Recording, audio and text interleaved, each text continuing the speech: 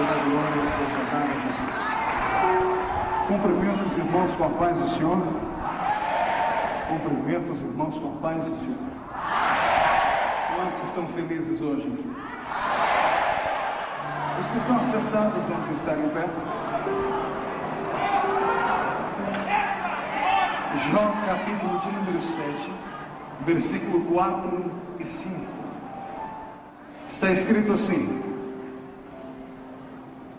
ao deitar-me digo, quando me levantarei?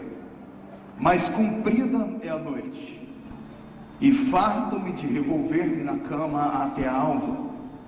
A minha carne está vestida de vermes e de crostas terrosas, e a minha pele se encrosta e de novo supura. Os meus dias são mais velozes do que a lançadeira do tecelão, e se findam sem nenhuma esperança. O quinto livro da Bíblia, livro de Deuteronômio. Abra comigo. Capítulo 34. O verso 4 do capítulo 34 do livro de Deuteronômio está escrito assim: e disse-lhe o Senhor: esta é a terra que sob juramento prometi a Abraão, a Isaque e a Jacó, dizendo: à tua descendência a darei. Eu te faço vê-la com os olhos, porém não irás para lá. E assim morreu ali Moisés, o servo do Senhor, na terra de Moabe, segundo a palavra do Senhor. E este o sepultou num vale, na terra de Moabe, de fronte de Bet-peor, e ninguém sabe até hoje o lugar da sua sepultura. E tinha Moisés a idade de 120 anos quando morreu, e não se lhe escureceram os olhos, e nem se lhe abateu o vigor. E amém. Aleluia. Olhe para cá. Antes de se assentar, levante um dedo de profeta para cima comigo. Escolha alguém do seu lado e aponte o dedo para ele. E diga assim: é hoje, nessa madrugada, que o Senhor trará respostas àquelas perguntas que durante o ano inteiro você fez. Então não se acanhe, porque você vai chorar, vai gemer, vai gritar, e se não se segurar, vai voar nas asas da redenção. Quem crê nisso?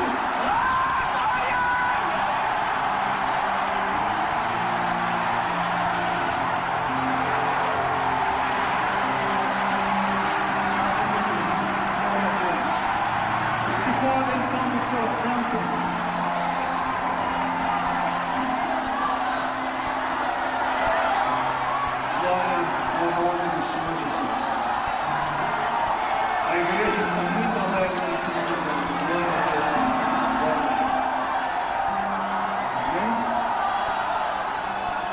Eu vou pedir agora que você se segure um pouquinho, olhe para o seu irmão e faça assim para ele.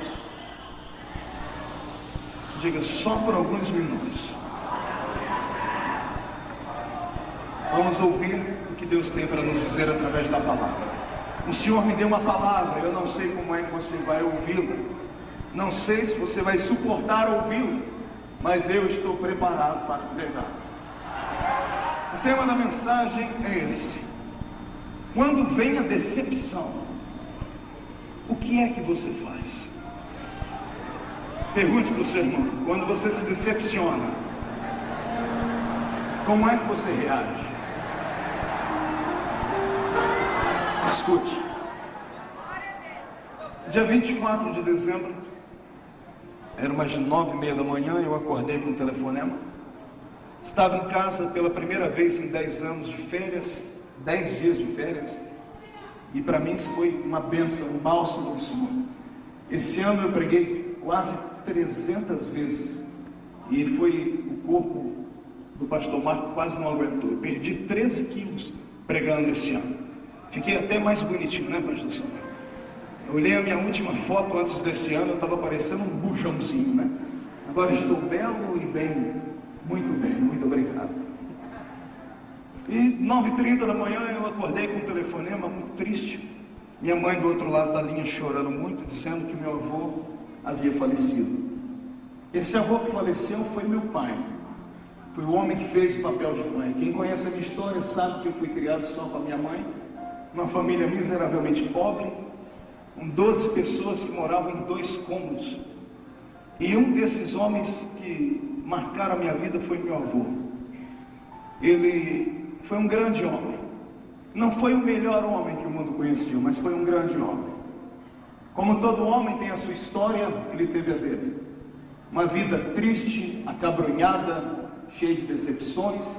Passou pelo vale de rico fazendeiro a pedinte de esmola, até virar um embriagado, um homem que só sabia beber, e bebeu durante 60 anos na sua vida. Não foi uma, nem duas, nem 10 vezes, as vezes que eu, quando garoto, ia buscá-lo no bar e trazia ele meio que cambaleando e ainda ele batendo em mim. Não foi uma nem 2 vezes que eu, orando, já convertido dentro do quarto, dormindo com ele, acordava com ele me chutando, ou melhor, orava com ele me chutando, me xingando e falando um monte de palavrões. Mas a oração de um justo, ela pode muito em seus efeitos, não é? E houve um dia, há 12 anos atrás, que da noite para o dia, meu avô parou de beber. Não colocou mais cachaça na boca. Para alguém que bebeu 60 anos e chegou a beber 10 litros de cachaça em uma semana, foi um grande milagre. E ele sempre, quando chegava em casa, dizia: esse meu neto tem um poder que nenhum outro tem. Quando ele olha para mim com esse olho dele, estende a mão, me arrepia o corpo inteiro. E eu falei: vovô, é o meu Deus é poderoso. E ele dizia para mim: é claro que o seu Deus é poderoso, você nasceu no dia da minha padroeira, foi ela que te escolheu. Quem sabe da minha vida sabe que eu nasci no dia 12 de outubro para ajudar. E eu jamais ia brigar com um homem de 80 anos de idade. Mas há 8 meses atrás, eu saí do quarto do meu avô, quando eu estava na porta para ir embora, eu ouvi a voz do Senhor dizer para mim: crie coragem, rapaz, entre lá dentro, fale do meu amor para o seu avô. Mas sabe aquele homem que você tem ele a vida toda como um carrasco, ou como uma autoridade, autoritário, você não tem liberdade de falar? Eu nunca tinha conseguido pregar o evangelho para ele. Mas aquele dia eu criei coragem, sentei do lado da cama dele e disse: vovô, o senhor conhece Jesus? Ele: é claro que eu conheço, olha ele ali na parede. Eu disse: não, vovô, não é aquele, é o outro. Ele disse: qual? Aquele que mudou a minha vida. E eu fui contando o testemunho para o meu avô, fui falando, daqui a pouco um velho de 86 anos começou a chorar. E eu falei: o senhor está chorando, está sentindo dor? Ele: não, é que eu nunca senti nada tão gostoso na vida.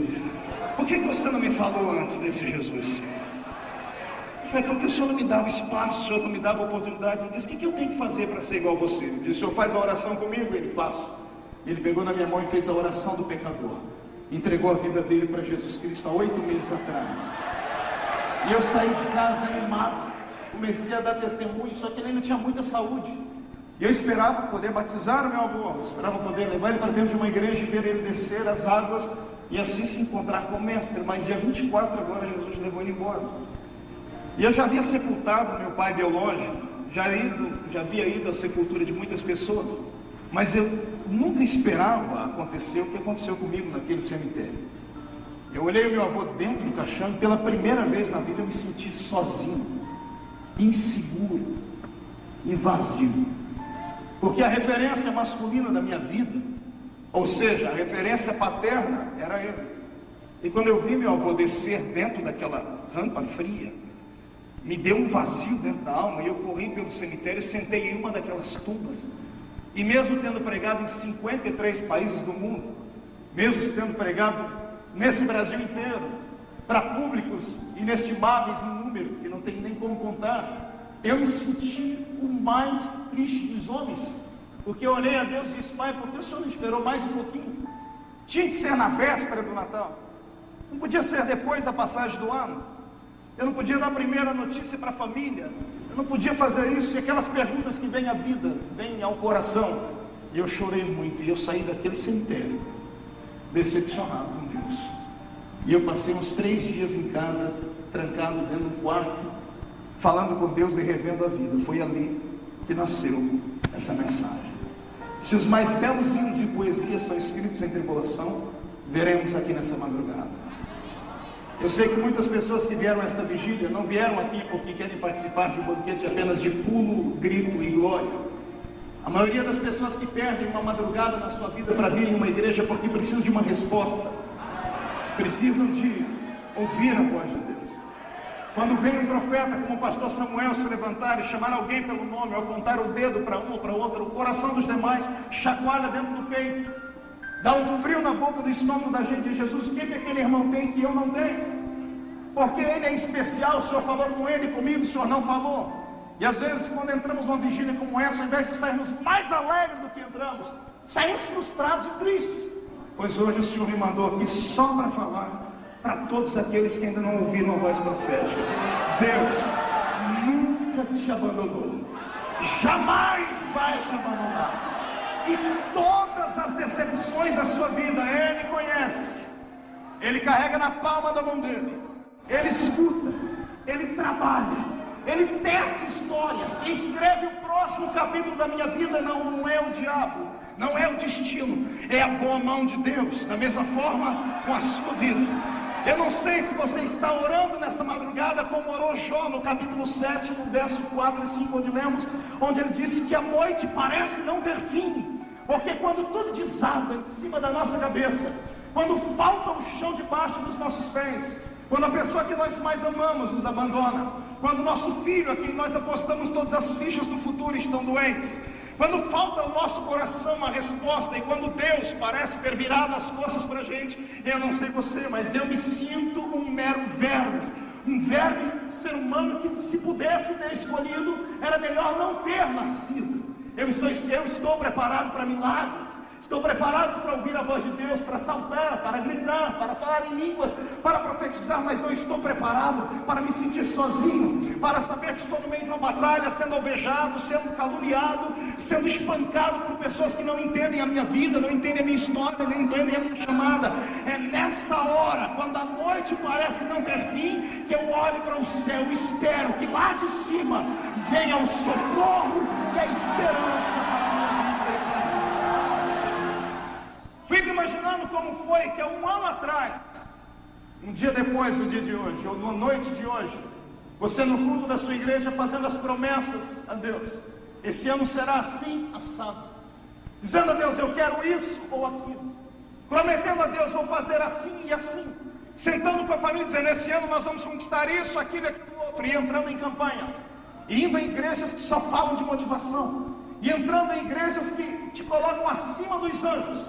Pessoas que olham para você e dizem que você é melhor do que o melhor que há. E ouviu promessas e palavras proféticas dizendo, este é o ano da vitória, é o ano da restituição, é o ano do resgate, é o ano disso, daquilo. E o ano está indo embora daqui a pouco. E você não recebeu nada. E toda a oferta que você deu, parece que Deus roubou para ele, só te iludiu e olhou para você e demonstrou a língua dizendo, está vendo como é que eu te engano? Parece que todos os pastores do mundo profetizaram mentira para você, e você não vê a hora de terminar aqui, porque disse a Deus, eu vou nessa vigília, é o último culto que eu vou na minha vida, porque eu estou decepcionado. Eu acho que na madrugada da passageira eu vou sacrificar Iemanjá, porque o filho do diabo que mora na minha frente, que é servo do cão, melhorou de vida, comprou um carro, comprou uma casa, tudo na vida dele foi bom, e eu como crente não recebi nada. Pois bem, Deus te trouxe aqui para dizer, não é para sacrificar nada a Iemanjá, porque ela não tem nada para te dar. Ele só não te deu o que você queria porque não chegou o tempo, vai chegar. A hora que chegar ele vai lhe dar. Deus te trouxe hoje esta vigília para ver se você tem coragem de dar um grito de glória, mesmo sabendo que o coração está apertado.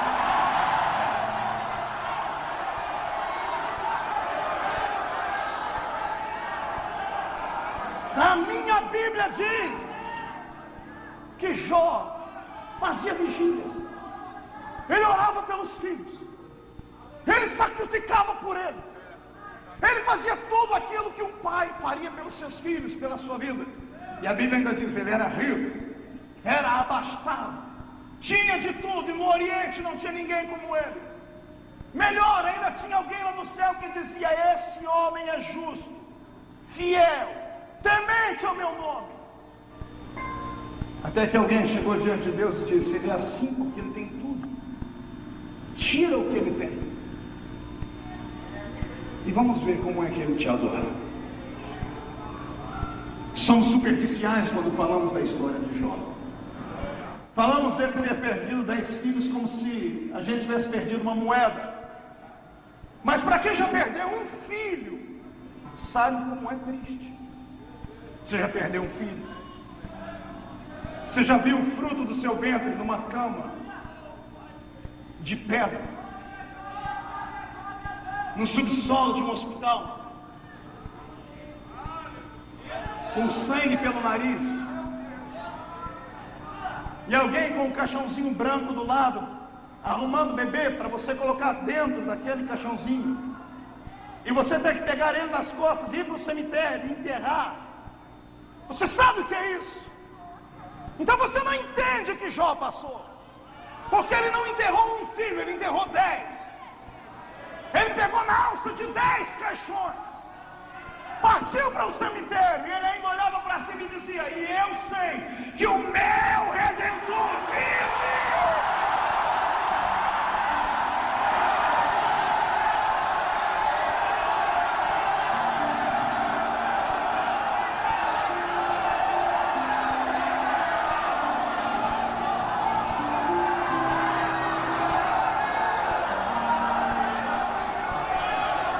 Você acha que ele não estava decepcionado? Porque depois de enterrar os 10 filhos, perder tudo que tinha, quando a mulher vai embora, quando todo mundo desaparece da vida dele, quando ele olha para a esquerda, ele olha para a direita, vê que não tem ninguém, ele, decepcionado com Deus, não diz: eu queria que o dia que eu nasci fosse riscado do calendário. Sabe o que eu vejo lá no céu alguém fazendo? Deus com um nó na garganta, porque Deus é pai. Nenhum pai suporta ver o filho sofrer. Deus não é sádico. Deus não se alimenta das suas lágrimas de tristeza. Não pense que Deus fica encantado e faz festa quando te vê na madrugada sozinho no canto do seu quarto chorando, pedindo comida para os seus filhos, pedindo livramento porque o bandido, desgraçado, filho de Satanás que mora no mesmo bairro, ameaçou ele de morte. E a senhora está no círculo de oração. Não pense que Deus bate palmas e os anjos cantam quando te vê você imolado, machucado, cheio de feridas no corpo. Não, Deus não. Deus sente as suas dores. Pastor, se ele sente, por que é que ele não interfere? Ele não interfere porque você está em prova. E ele só prova aquele que ele vai aprovar lá na frente. Está entendendo?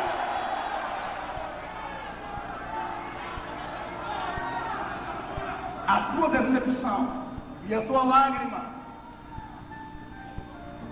foram as últimas coisas que Deus prepararam para este ano, para que Ele possa começar o ano de uma nova forma. Ele não quer que você leve para casa nenhuma lágrima de dor, de angústia. Ele quer que você deixe tudo aqui dentro hoje. Porque eu profetizo que para cada cristão em angústia, em decepcionados que estão aqui hoje me ouvindo, há um anjo do lado dele com um odre. Um odre. Você vai chorar e as suas lágrimas vão cair aí dentro. E quando terminarmos esta vigília, os anjos vão subir ao céu e despejarem diante do Senhor. E o cálice da angústia vai se derramar diante de Deus. Quando Deus sentir o perfume da nossa decepção e ver que enfrentamos em uma vigília, uma briga com Ele, Ele vai ficar de pé no trono. E conte os minutos da vitória no dia de amanhã. Eu profetizo que quando você acordar no dia de amanhã, o sol vai brilhar mais forte, a flor vai ter um perfume melhor, os seus inimigos serão abatidos e o tempo de vitória chegará. Quem acredita nisso, glorifica!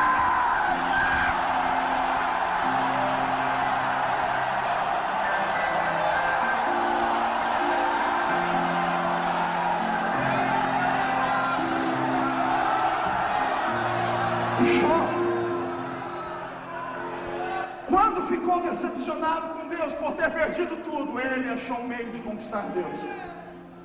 Ele debochou do diabo, ele debochou da miséria, ele debochou da solidão, ele debochou por ser agora um pai sem filhos, ele debochou do inferno inteiro. Como, pastor? Dizendo que ele ainda acreditava em Deus. Deus só está esperando isso para entrar com um mistério na sua vida hoje.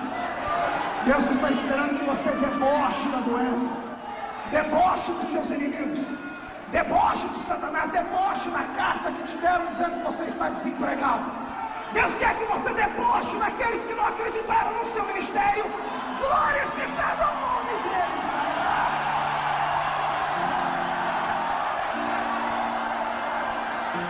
Mão direita para cima. Coloque a mão no ombro do irmão que está do seu lado, por favor. Agarre o ombro dele com carinho e respeito. Chacoalhe ele até ele ficar irritado. Vai no ouvido dele e diga: quer vitória? Deboche. Deboche do diabo. Mas deboche agora.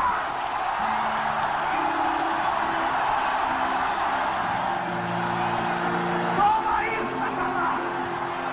Cai fora, Satanás. Estamos em guerra.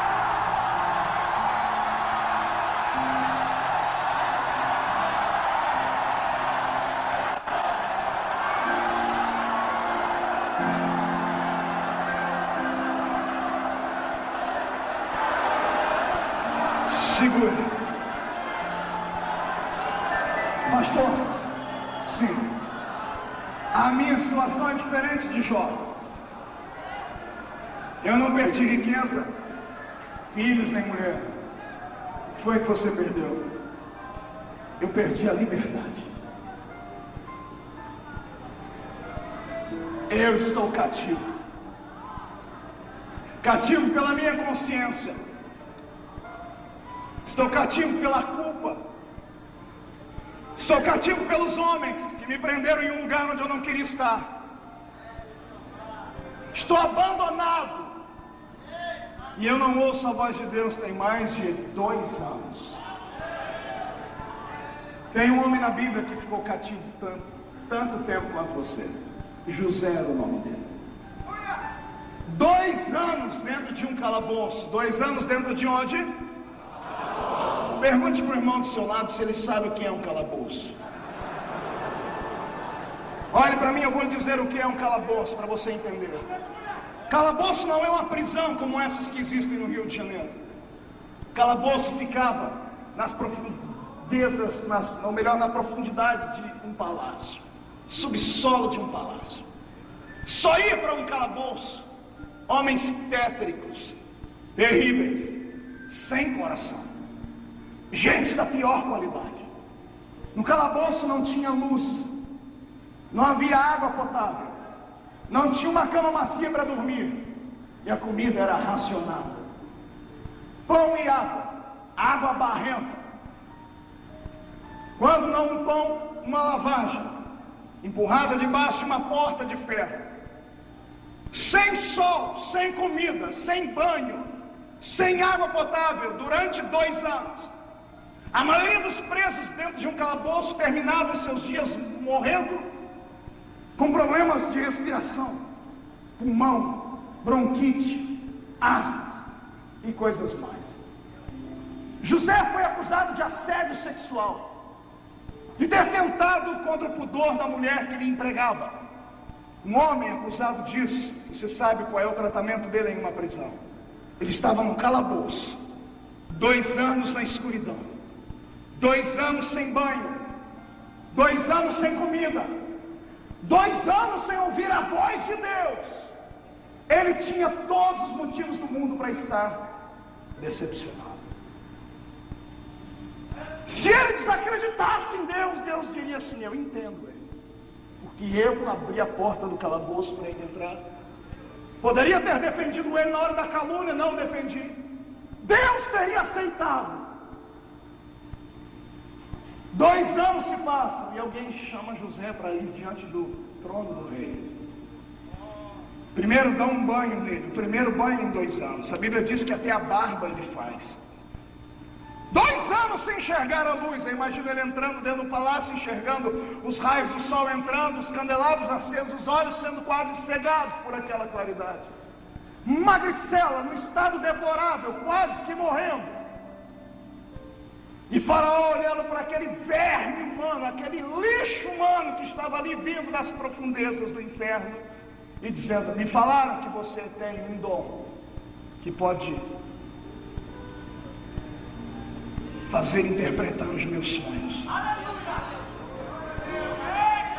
Silêncios. Deus está no trono olhando para José e dizendo: quero ver o que ele vai fazer agora, porque decepcionando ele está. José poderia ter olhado para aquele faraó e dito assim: eu não sei do que o senhor está falando, meus dias na terra estão terminando, eu quero voltar para o calabouço e morrer em paz. Ele poderia ter dito: um dia eu tive esse dom aí, tinha um Deus que me deu, mas esse Deus é ruim porque ele me abandonou na hora que eu mais precisei dele. Ele poderia dizer assim: eu sou ateu, eu não acredito nisso, eu sou agnóstico, eu não entendo nada de misticismo, me deixe voltar lá para o meu calabouço. Sabe o que é que José faz na hora da decepção? Ele surpreende Deus.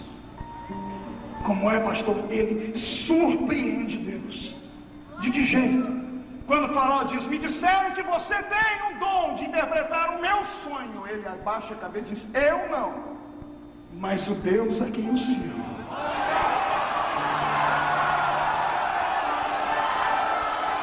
O Deus a quem eu fielmente sirvo pode interpretar os teus sonhos, faraó.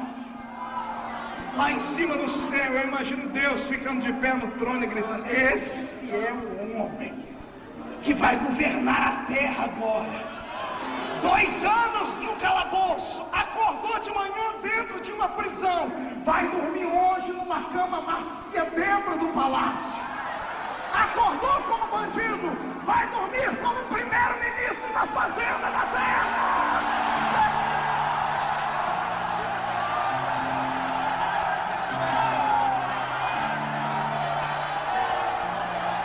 Surpreenda Deus. Pastor, como é? Surpreenda Deus. Se é que é possível surpreender. Como, pastor? Faça aquilo que ele jamais imaginou que você faria hoje. Pastor, eu estou sem saúde, eu estou sem... Faça alguma coisa para chamar a atenção dele. Sei lá, planta bananeira, grita, profetiza, diz que ama, começa a mandar beijo pro céu, chama a atenção dele, sai daqui, oferta, dizima, atrai a presença dele para a sua vida.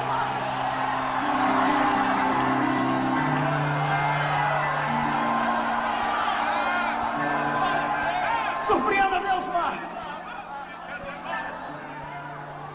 Surpreenda Deus. A maioria das reuniões onde prego por misericórdia divina, uma multidão acaba fluindo. E eu sinceramente não sei por que as pessoas vêm me ouvir, porque eu sou um pregador muito limitado. Eu sou um contador de histórias. É verdade, quem já ouviu minhas mensagens sabe que eu não passo de um contador de histórias. Mas é o Brasil inteiro e o mundo afora onde nós vamos, uma multidão de pessoas acabam reunindo. E sempre há uma indagação na cabeça dos que estão aqui, mas os que estão aqui a indagação é 5 vezes maior. Porque os que estão aqui, quando olham para mim, me veem como um espelho, dizendo assim: se ele chegou, eu posso chegar. E a maioria dos que estão aqui diz assim: como é que ele chegou aqui? Tão pouco. As pessoas querem saber qual é o meu segredo. Eu vou tentar revelar para você hoje. Pastor, o senhor ora 30 horas por dia? Não. O senhor jejua 50 dias a cada 3 meses? Não. O senhor sobe um monte todo dia? Eu subo um monte quando eu estou apurado. Quando estou passando pelo vale, o vento sopra e eu corro para lá. Mas eu tenho uma equipe que ora lá toda semana por mim. Sabe qual é o meu segredo? Além do óleo, é a coragem de acreditar que, embora eu esteja hoje passando por uma luta e uma prova, tudo o que ele prometeu para mim vai ter que acontecer. Você entendeu o que eu disse? Não me interessa quem se levante contra mim, não me interessa que tenha uma enfermidade desgraçada e me jogue na cama. Eu sou imortal até que as promessas dele se cumpram na minha vida. Você está entendendo isso? Eu às vezes acabo surpreendendo Deus assim. Um dia desse, um amigo ligou e disse: Marco, quando a gente pensa que você está morrendo, seu ministério está acabando, dá um salto e triplica. O que é isso? Eu disse: é coragem, é abstinência, é negando aquilo que o mundo oferece, pedindo a Deus uma oportunidade maior. Se o mundo tem os seus ícones, por que a igreja não pode ter os seus? Se os filhos dos homens que não têm Cristo têm quem se espelhar lá fora, por que os nossos filhos não podem ter alguém que se espelhar aqui dentro? Eu profetizo em nome de Jesus que hoje, os que estão decepcionados porque estavam presos, vão chamar a atenção de Deus e os grilhões vão ser quebrados.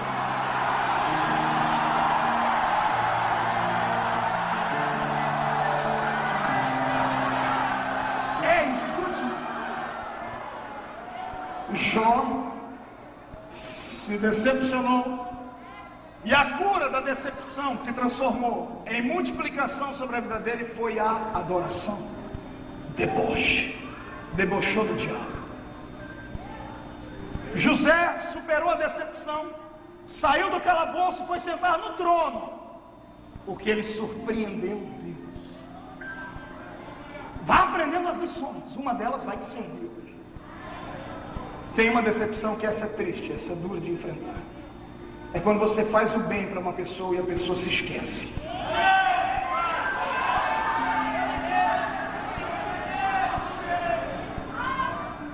E a pessoa que podia te ajudar parece que te abandona. Você abre a porta da casa para a pessoa e dias depois parece que ela te esquece.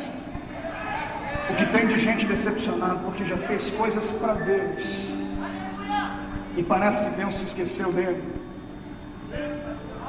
Denunciou o diabo, expulsou o demônio, ganhou almas para Jesus, construiu igrejas, fundou ministérios, profetizou, cantou, gastou a sua juventude na casa do Senhor, fez de tudo para ele. E agora, por causa de alguém que acha que tem poder e autoridade, vê alguém de longe bater no martelo, numa estaca, criando uma forca para te enforcar.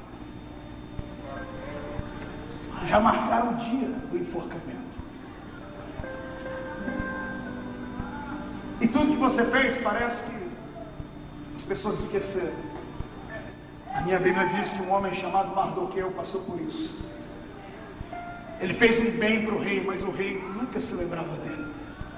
Ele não podia ir até o rei, mas ele podia ir a alguém que estava perto do rei. Quer vencer a decepção do esquecimento das pessoas? Se não dá para ir até o rei, chega perto de alguém que tem intimidade com o rei. Pede para alguém interceder, e quando essas pessoas começarem a orar e jejuar, pode ser que aconteça com você o que aconteceu com Mardoqueu. A minha Bíblia diz que um dia o rei perdeu o sono,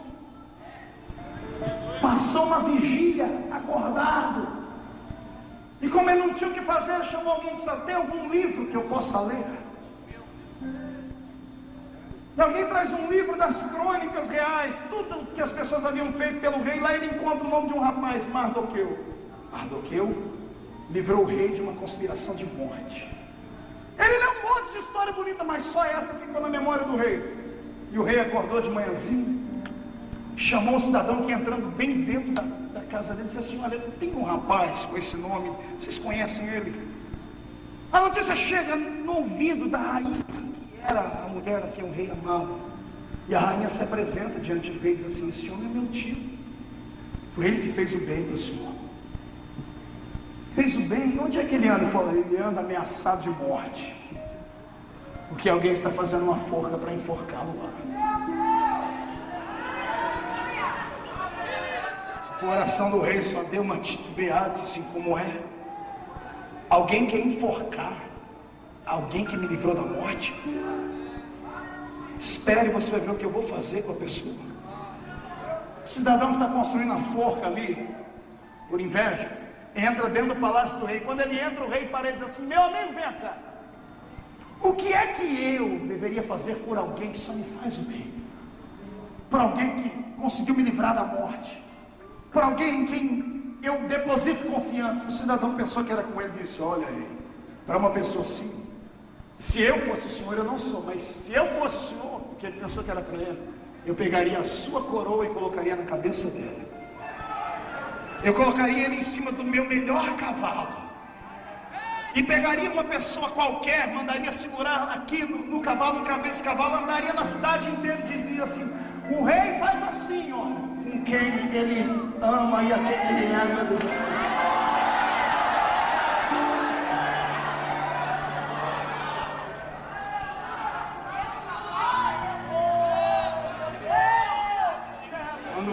acaba de dizer essas palavras, o moço acaba de dizer essas palavras, o rei diz: é isso que nós vamos fazer agora. O coração do homem se enche de alegria, diz assim, ele já vai tirando o chapéu dele para o rei colocar a coroa, e diz assim: rei, vamos começar agora, vamos. Onde está esse homem, rei? Ele sorrindo, esperando que o rei fosse: vai você. Diz assim: esse homem está ali fora, o nome dele é Mardoqueu. Mardoqueu? Mardoqueu, mas esse é o homem que eu vou matar. Ia matar. Traz ele aqui, porque ele fez um bem e eu me lembrei disso. Traz ele aqui. Coloque a minha coroa na cabeça dele. Coloque roupas reais no corpo dele. Coloque ele sentado no meu melhor cavalo. Ande na cidade inteira. E quem vai puxar o cavalo é você, seu infeliz. E grite: assim faz o rei.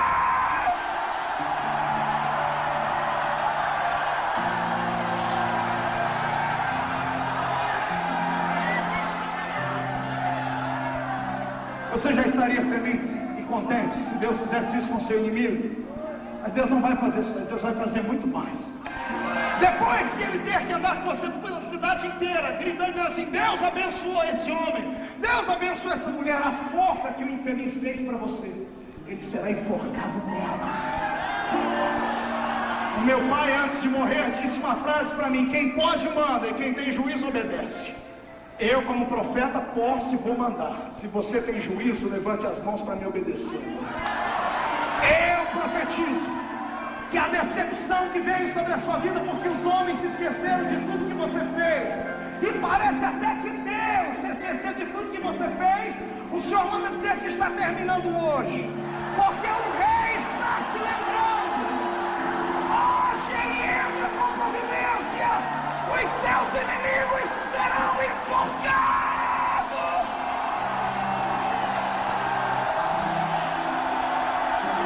Quem está preparado para um milagre, feche as duas mãos, traga no peito e receba de presente a coroa da justiça que te põe de pé. Agora comece a adorar.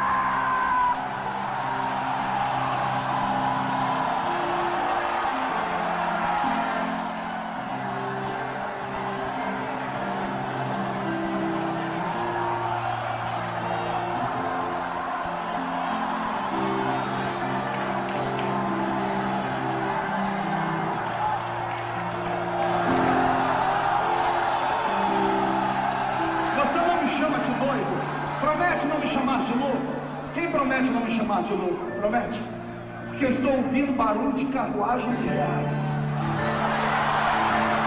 Estão chegando carruagens, vão parar aí fora.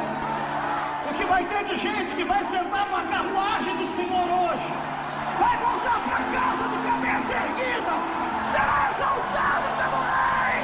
O tempo da alegria chegou.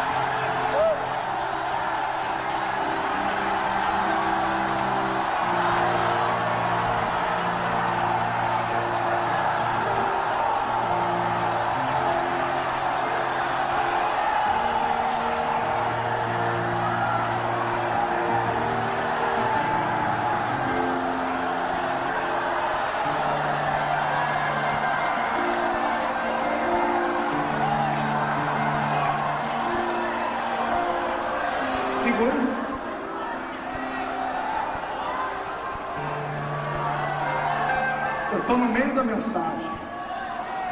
Dá uma olhadinha para o irmão que está do seu lado e vê se ele já está pelo menos pela metade de pé.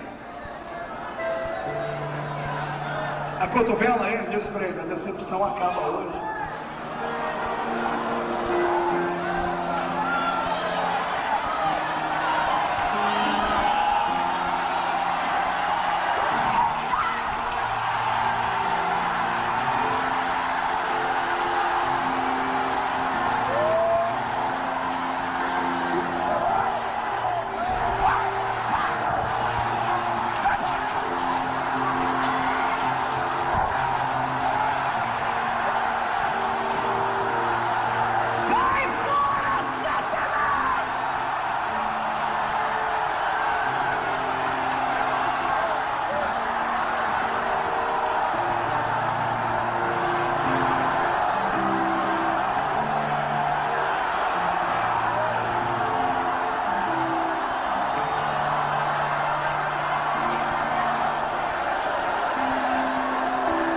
segurei.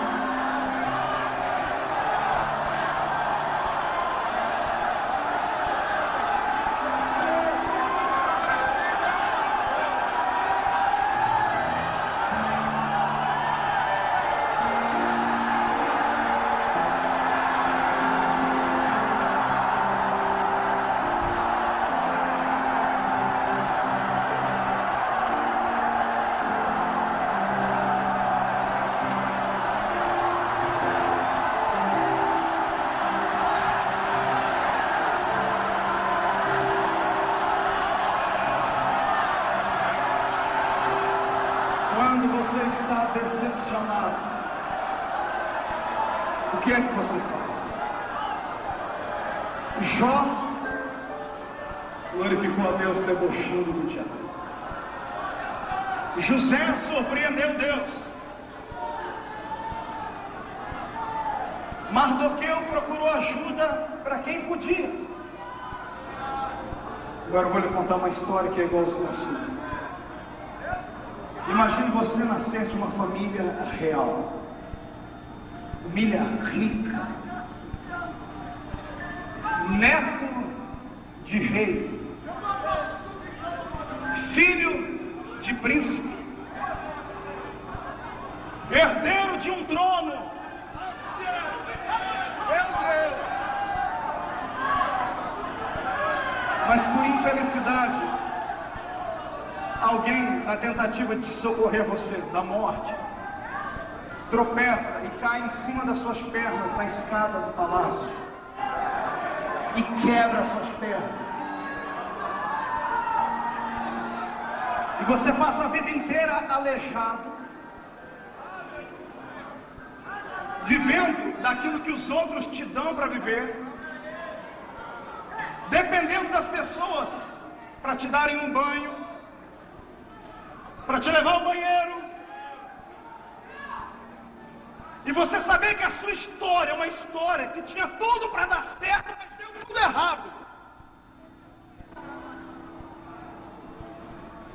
E você tem todos os motivos do mundo para debochar e dizer assim: Deus, o Senhor não presta, o Senhor não vale nada, porque o que é que eu tenho a ver com o pecado do meu avô?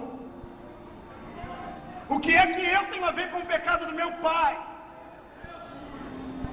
Eu quero aqui, na autoridade de Jesus, orar com essa igreja e dizer a você que é pentecostal, que crê na Bíblia, para não deixar nenhum mercantilista da fé, essas igrejolas que existem por aí, que ficam falando que você tem que ser, os demônios têm que sair da sua vida em dose homeopática, tem que fazer uma campanha de 800.000 semanas para os demônios saírem da sua vida, que você está herdando a doença que veio do seu pai, do seu avô, do seu tataravô, que morava, era descendente do homem de Neandertal das cavernas, que foi achado lá no Suriname. Eu quero que você quebre essas pragas em nome de Jesus e traga para a sua vida o que está escrito na Bíblia: nenhuma condenação há para os que estão em Cristo Jesus, nosso Senhor.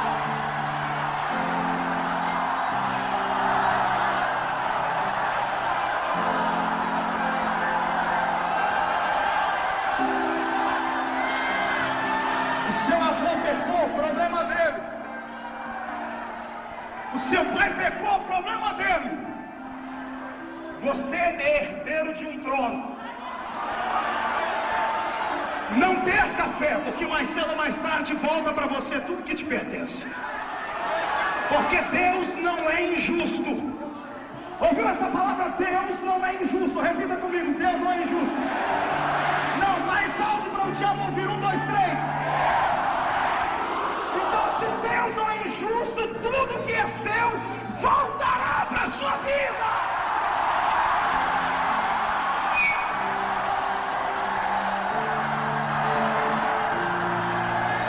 Pastor, nesse caso, o que é que eu faço com a minha decepção?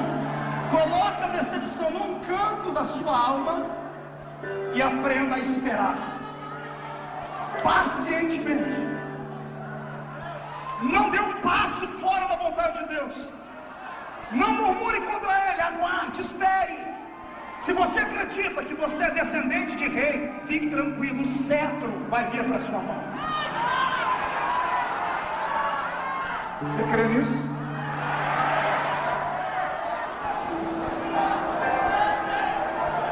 Teve um moço na Bíblia que foi um herói em Israel. Mas sabe aquele herói que Deus levanta de onde não era para levantar? Sabe aquela pessoa que não era para ser, mas Deus fez ela ser? Aquela pessoa que assusta todo mundo. E mais cedo ou mais tarde alguém tem que dar o testemunho dela, tem que escrever a biografia dela. E na hora de escrever, a pessoa fala do que Deus fez, mas antes fala tudo que a pessoa era. Tem um assim na Bíblia. A Bíblia começa dizendo assim, ó: e Gileade gerou a Jefté, varão valoroso, vírgula, filho de uma prostituta, vírgula, mas Gileade gerara Jefté. Juízes 5, leia em casa depois. No dia que eu li essa história, eu fiquei bravo com o escritor, desgraçado, que escreveu isso aí. Por que falar que o camarada era filho de uma prostituta? O que tem a ver colocar na história dele que ele era filho de uma prostituta? Por que não só falar de coisas boas? Aí começou, e Gileade gerara Jefté. Depois embaixo explica que Gileade tinha dormido com mais de uma mulher, e ele era filho da outra. Ou seja, o filho que ninguém queria, o filho bastardo. O que tem de gente aqui que não consegue conquistar nada na vida só por causa disso. Porque quando pega o seu RG é igual o meu, no nome do pai tem 2 risquinhos. A minha maior tristeza quando eu chego no aeroporto é só essa, quando eu tenho que mostrar o meu RG, porque lá atrás está o nome da minha mãe, Lúcia Maria Feliciano, nome do pai, 2 risquinhos. Eu nasci na época que não era obrigado a pôr o nome do pai, então eu era um problema para minha família. Filho bastardo. Minha mãe era chamada de prostituta. Porque tem de gente aqui assim, que o diabo conseguiu te vencer por causa do seu passado. E você às vezes está decepcionado com o seu passado. Sabe por que você nunca cresce? Você parece caranguejo, só olha para trás. Você transformou o seu passado em um chapéu sombreiro mexicano. Hasta la vista, baby. Colocou ele em cima da sua cabeça. E o seu passado pesa e te faz andar assim, encurvado. Um dia o meu passado foi chapéu sombreiro. Sabe o que eu fiz com ele depois que eu conheci Jesus? Eu rasguei o chapéu e transformei ele em tapete. E o que pesava, eu comecei a limpar o pé em cima. Ou você levanta hoje e pega a sua biografia e diz assim: tudo bem, filho de uma prostituta, mas quem me gerou foi Gileade. Mas então o que tem a ver Gileade? Interpretação bíblica, hermenêutica, espiritualidade. Gileade, quando nós precisamos de um bálsamo, de onde é que nós pedimos o bálsamo? Bálsamo de Gileade é o óleo que vem curar as feridas. Reescreva a sua história. Gileade gerara Jefté. A unção, o óleo gerou Jefté. Não interessa como foi, você foi gerado pelo óleo de Deus. Você não foi gerado por Deus na igreja agora, 2 anos, quando você aceitou Jesus. Você não caiu na igreja de paraquedas. Você foi escolhido no ventre da sua mãe. Você foi gerado pelo Mestre. No meio do caminho virou filho de uma prostituta, mas não tem problema. Quem fez a biografia vai ter que terminar escrevendo: porém, Gileade gerara a Jefté. Eu profetizo que a unção de Deus reinará sobre ti e nada nem ninguém vai vir contra a tua vida. Tem gente que tem orgulho de dizer: eu fui um assassino. Conte o que Deus fez na sua vida agora. Pode até dizer: eu não prestava, mas Jesus me transformou, e pregue a palavra. Porque enquanto você não esquecer o seu passado te perseguirá. É por isso que a maioria das pessoas que foram acabam voltando, porque alimentam o seu subconsciente com aquilo que fizeram. E o diabo usa isso como uma arma psicológica contra elas, e elas nunca esquecem o que foram. Está ouvindo isso? Isso aqui é uma palavra de Deus para a sua vida. Pare de sentir orgulho de ter sido isso, de ter desfilado naquilo, de ter feito. Pare! Me mostre agora o que Deus fez na sua vida.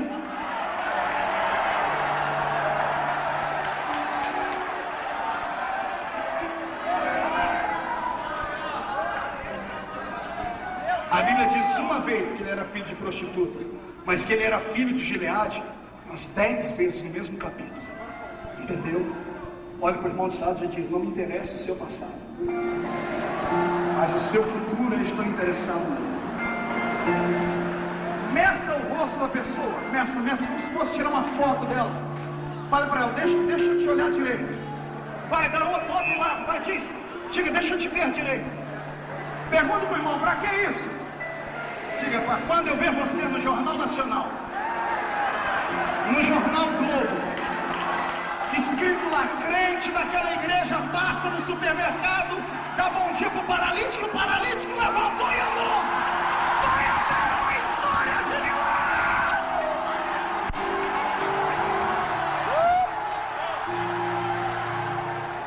Porque a unção que te gerou vai te levantar no tempo certo.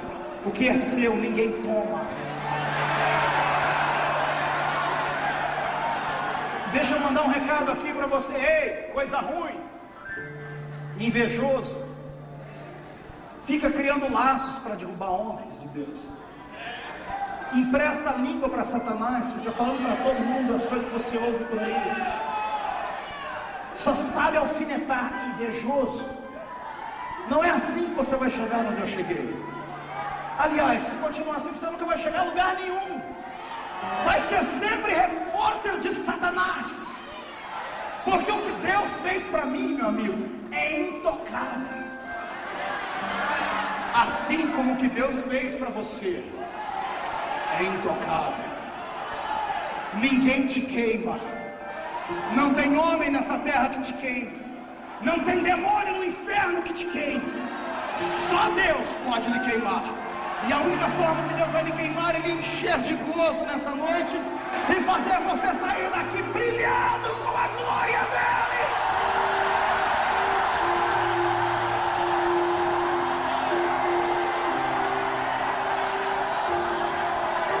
Os que estão sentados de pé, pegue na mão do seu irmão, vamos terminar. Vê se ele já está pelo menos a metade dele de pé.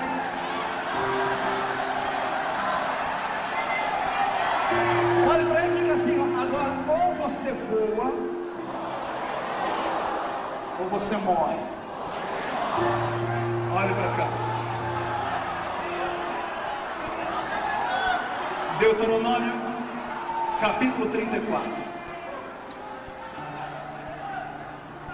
Um dos capítulos mais tristes da Bíblia. Um homem que lutou 80 anos por um sonho.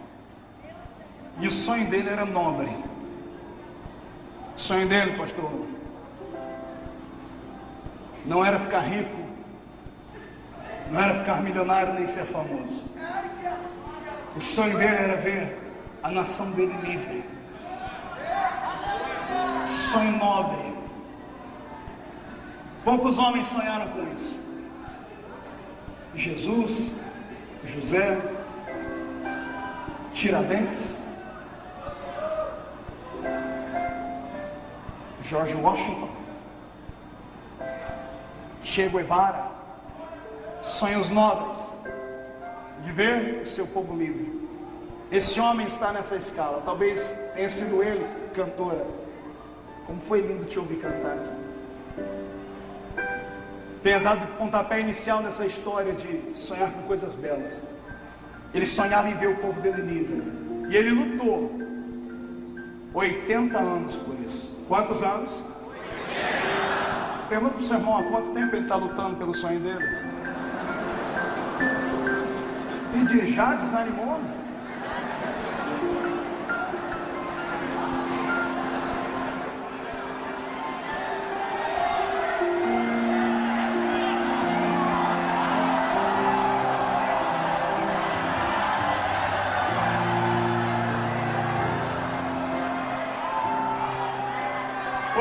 Anos depois,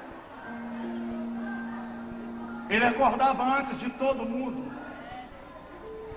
Ele estava decepcionado. Pergunte para mim, por quê? 5:30 da manhã. Porque às 6 da manhã todo judeu tinha que acordar para pegar um maná. A padaria do céu funcionava até às 5:30 da manhã. 5:30 da manhã os padeiros celestes desciam e colocavam maná na porta da tenda. Tinham que acordar, pegar o maná às 6 da manhã, porque senão ele derretia.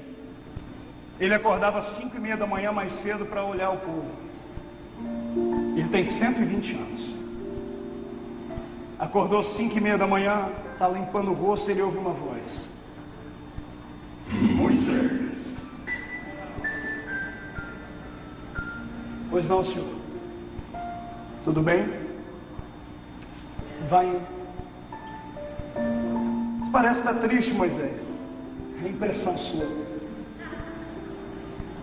Eu estou assim há 80 anos. Sobe aqui para a gente conversar. Posso levar alguém comigo? Não. Mas só eu e você. Tudo bem. O senhor espera, eu não sou o garotão de 80 anos que subia um monte em 6 horas. Vai demorar um pouquinho mais. Sem problema, eu espero você chegar, vem.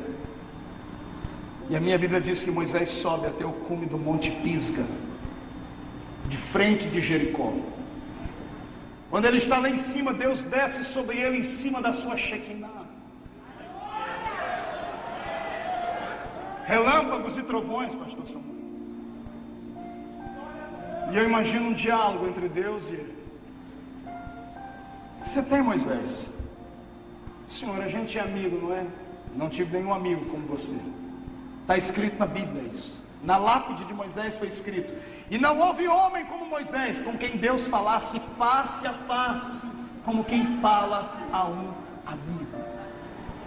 E amigo tem liberdade. Senhor, estou desanimado, decepcionado. Por quê, filho? Porque eu falei para todo mundo que eles iam entrar na terra. Faz 80 anos que eu luto pela terra e nunca chego lá. Eu errei o caminho. Eram 40 dias a pé. Virou 40 anos. Faz 80 anos que eu estou nessa peleja. 40 só nesse deserto. Pai, eu vou morrer e não vou ver a terra. E Deus olha para ele e diz: tem uma surpresa para você hoje. Que surpresa? Levanta os olhos e olhe para frente. O que é que você vê? Eu imagino só nuvens daqui de cima, pai. Ô Moisés, desculpa, deixa eu tirar as nuvens daí.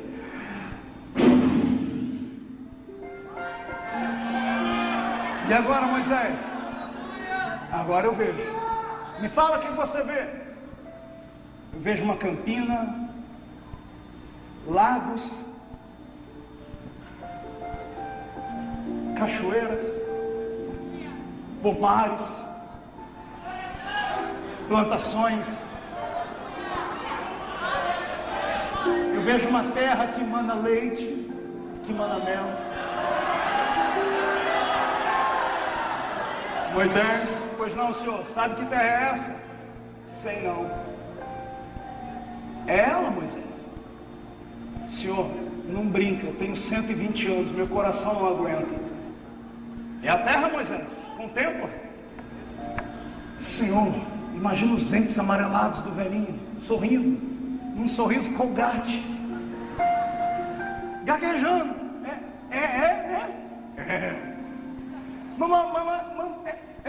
É ela, Moisés.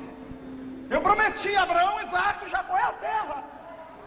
Senhor, me dá licença, posso descer, eu vou preparar o povo. Calma, Moisés, para que a pressa? Eu tenho que preparar o povo para entrar na terra. Moisés, calma. Você está andando 40 anos, mais um dia não faz diferença. Conta para mim, o que você vai fazer quando entrar lá? Senhor, como não tem ninguém me vendo, eu acho que eu mereço escolher um pedacinho bom da terra. Eu quero escolher aquela campina, fazer uma casa, uma cadeira de balanço. Vou passar o resto dos meus dias pescando naquele rio, vendo os meus netos, os meus filhos crescerem na terra e curtindo, Senhor, aquilo que os velhinhos curtem no fim da idade. O que, Moisés? Artrite, artrose, osteoporose, reumatismo, cataratas. Posso descer, Senhor? Não, Moisés. Por que não, Senhor? Moisés, abre os braços. Glória a Deus. Pronto, fecha os olhos. Eu tenho uma surpresa para ti. O que é, Senhor? O que o Senhor vai fazer? Moisés! Sim, Senhor. A mão de Deus sai de cima da nuvem. O dedo dele. Deus aponta para o coração do velho. Moisés, morre.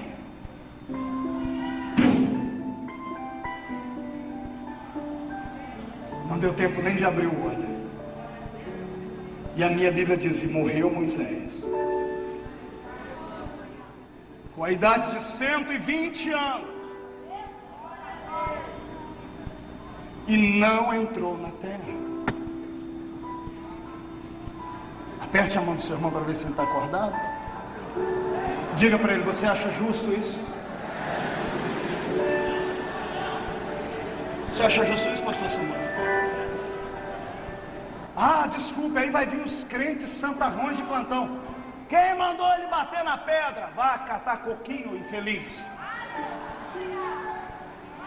Mas as pequeninas coisas nos impedirão de chegar lá. Ah, Jesus, se for assim, ninguém entra lá, meu irmão.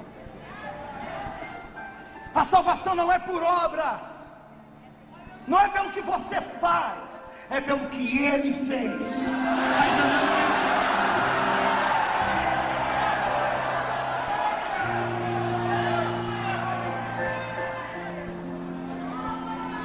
Moisés morreu decepcionado, porque ele lutou a vida inteira para entrar na terra. Se alguém merecia entrar naquela terra, era ele. Quem concorda comigo diz amém.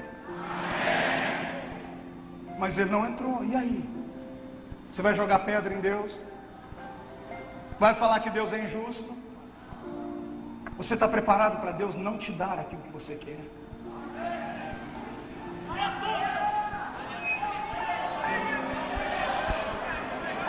Agora acabou o grito, acabou. Eu falei, ou você ia voar ou você ia morrer.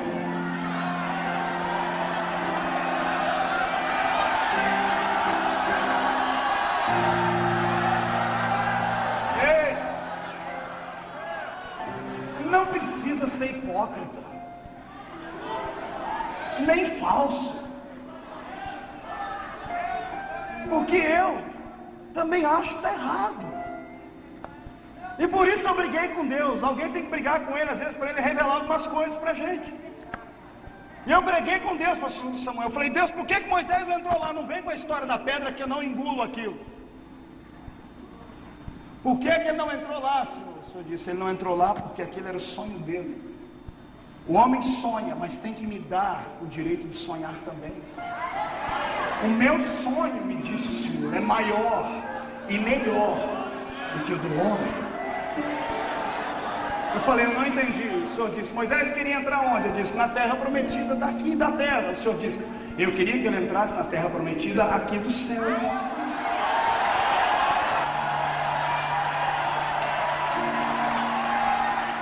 Não, você deu glória.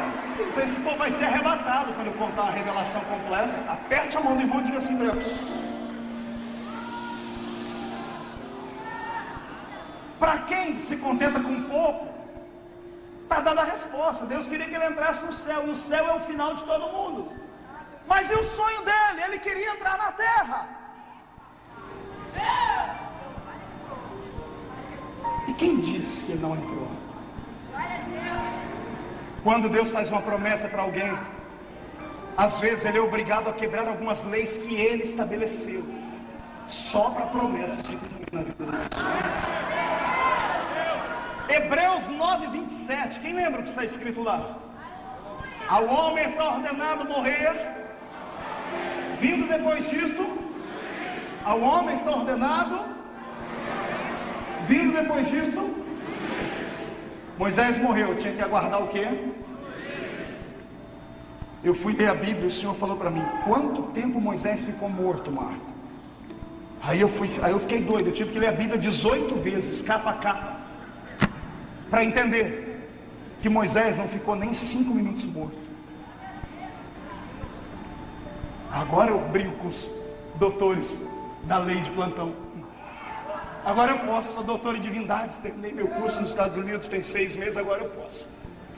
Moisés não ficou nem 5 minutos morto. Antes que o corpo dele caísse na terra, quando ele abriu o olho para dizer: Deus, eu estou decepcionado, ele estava diante do trono de Deus. E Deus, com um sorriso, é uma chips. E os braços abertos dizendo para ele: bem-vindo ao céu, Moisés.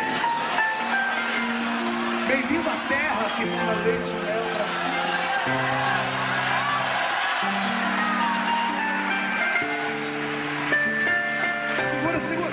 Segura, porque os teólogos agora os neurônios estão entrando em conflito, está fundindo a mente de muita gente.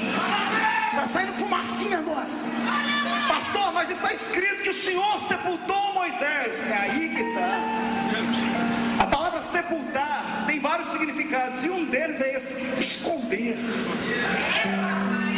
Porque Satanás, lá no livro de Judas, está discutindo com Miguel: cadê o